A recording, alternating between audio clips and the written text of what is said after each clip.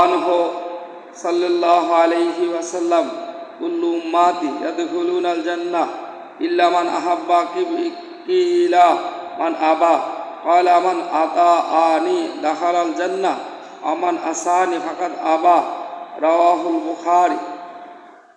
বুখারী শরীফের মধ্যে রাসূল পাক সাল্লাল্লাহু আলাইহি ওয়াসাল্লাম বলেন, যাহারা অগ্রাহ্য করিল তাহারা ছাড়া আমার সকল উম্মতি বেহেশতে প্রবেশ করিবে।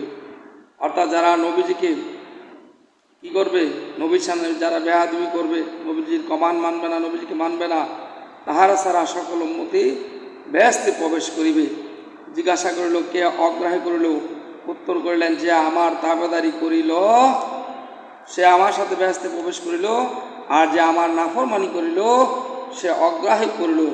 অর্থাৎ নবীজির তাবেদারি যারা করবে তারা জান্নাতি হবে, আর নবীজির সাথে যারা নাফরমানি করবে, নবীজির আদেশ নিষেধ হুকুম আহকামকে যারা মানবে না, নবীজির সুন্নতের উপর আমল করবে না, বেদাতকে আমল করবে, এই সমস্ত লোকগুলি দুজকি হইবে।